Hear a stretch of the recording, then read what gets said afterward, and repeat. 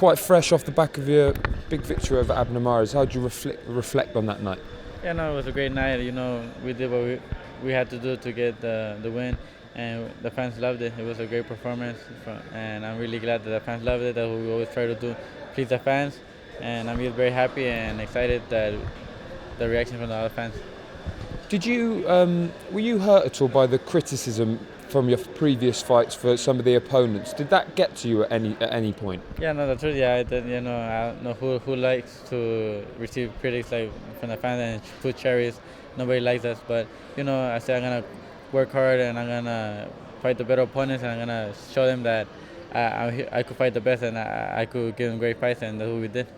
Do you think that was a big statement, beating someone like Abner? Yeah, of course. It was right there. We trained really hard to do that because we know it was the first time in a main event, and then fighting a big opponent like Abner Mares, and we wanted to look great and get the win, and that's what we did. So I think I proved other people wrong and showed them that I could do many things.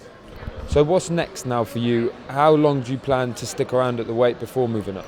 I think we're still gonna stick here at 126 for a while. We give the weight release list and everything, so I think as time passes by, I think we're gonna get bigger and stronger, and when it's time to move up to 130, we're gonna move up. But right now, I see myself right now doing like 3 or 4 fights in 126, and then just maybe move up in weight. 26, of course, one of the strongest divisions in in boxing at the moment. When you look across the other champions, let me ask you about Lee Selby. Impressive against Evgeny Bradovich to win the IBF belt. What do you make of him? Have you seen much of him? I haven't seen much of him, but I know he's a great fighter. A little bit I watch him. He's a great fighter. Boxes a lot good too and everything.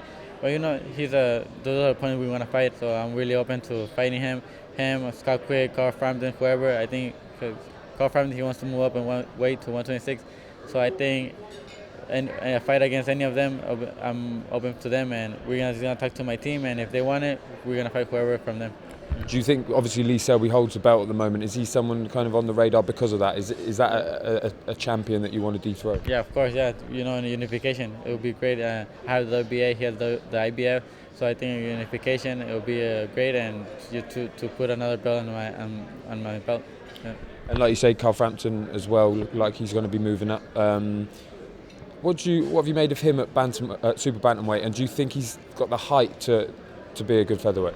And I don't think he has the height. He's a little short, but he's strong. He comes forward, so I think he has a potential. But I think with my height and everything, I could box him from the outside and pick him apart from the distance. So I think he's a great fight against him.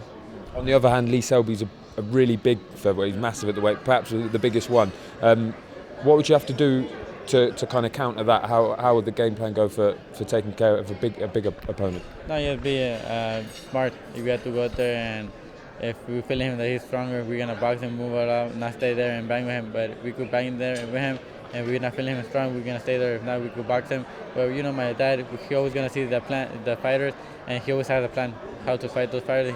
We're gonna get in the ring and show him what we have to do. And he's got an opponent now for his next fight. His first one over here with Al Heyman in Phoenix, Arizona against Montiel. Obviously a hugely experienced opponent. What do you think he can prove by beating someone like that? No, I think he's going to prove a lot right there. That when Montiel, he's a great fighter, comes forward, warrior. So if he beats him, he's going to put him on the next level and bigger fights. And just finally, Vasyl Lomachenko, of course, as well. Is that someone who's on your radar? Yeah, of course, too. He has the belt, too. I think he has WBO, so I think a fight against unification against him would be great. We already studied him and everything. We know how he fights, so I think we pressure him, we could get him, and my dad is open to that fight too. So any fight against any of them would be great. You're only young, and like you say, you're moving through the weights. How far do you think you can go? How many weight classes are you looking at conquering? We're planning to go up to like 140. 140, I think we're gonna move to 130. Then if 135, depends how everything's going, we're gonna move little by little and up to like 140.